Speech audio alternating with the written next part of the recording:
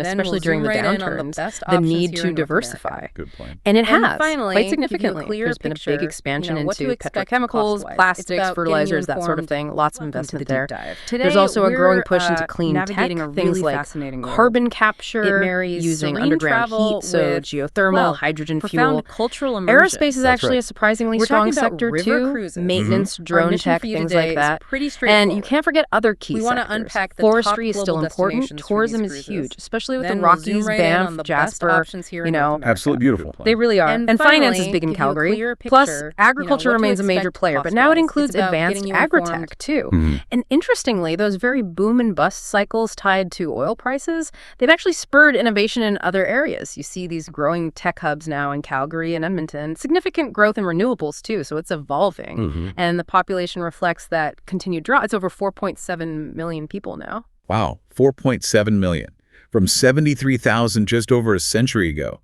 That's quite the arc. So connecting all this history, the Indigenous roots, the tough settlement, the energy booms, what does it mean for Alberta's culture today and its role in Canada? Alberta's culture now is this really interesting mix, tradition and innovation living side by side. That Western heritage is still very strong. You see it celebrated every year at the Calgary Stampede. Right, the same as It's more than just a rodeo. It's this massive festival celebrating cowboy culture, ranching roots, community spirit, draws huge crowds. But at the same time, immigration continues to shape the province. You have vibrant communities, Ukrainian, Chinese, South Asian, Filipino, many others. They bring so much to the food scene, the festivals, the arts, make cities like Edmonton and Calgary really diverse places. And what about the arts and sort of modern culture? Is it just heritage? Not at all. Alberta actually has a really strong arts scene, maybe surprisingly so to some. You've got world-class places like the Banff Center for Arts and Creativity attracting global talent. Edmonton has the Fringe Festival, it's the largest in North America, a huge celebration of independent theater. And crucially, there's a really important Indigenous resurgence happening. Indigenous artists, storytellers, leaders are reclaiming space, revitalizing culture and language, and contributing hugely to reconciliation and awareness. It's vital. In its place within Canada, it often seems to have a distinct, maybe sometimes contentious role. It does. Economically, it's a powerhouse, no question. Energy exports, agriculture, beef, wheat, they're vital to the whole Canadian economy, billions in GDP, politically. Now, Alberta often takes on that maverick role, doesn't it? You hear that term a lot. Yeah. There's a long history of pushing for more provincial autonomy, having strong opinions on federal policy, especially around resources, equalization payments, environmental rules. Think about debates over carbon pricing or pipelines. They often highlight Alberta's strong defense of its provincial interests. It goes way back. And environmentally, yeah, it's right at the heart of national and global discussions about climate change, sustainability, the future of fossil fuels. It's a really complex position. It certainly sounds complex. So, looking ahead, considering this whole journey, what does Alberta's future look like? I'd say Alberta is very much province in transition. It's navigating this really interesting, sometimes difficult path, trying to balance those legacy industries, which are still economically vital, with the clear need for environmental sustainability and more economic diversification. Its future, I think it really hinges on how well it can embrace innovation, adapt, use its skilled workforce, seize opportunities in new areas, AI, health sciences, renewables, while still honoring that deep history of resilience and that entrepreneurial drive that built the place. It's constantly reinventing itself, you could say. What an incredible journey. From ancient lands through tough settlement, energy booms, and now this transition, it really makes you see the province differently. It's clear Alberta, shaped by huge challenges but also incredible resilience, is still very much writing its next chapter. Absolutely. It's a story of continuous reinvention, really, fueled by both hardship and opportunity. So maybe something for you, our listener, to think about. How could Alberta's story, that mix of deep roots, that pioneer grit, and now this push for innovation, maybe inspire how you look at challenges or opportunities in your own life or work? What lessons can we take from a place that seems to constantly adapt and find new ways forward?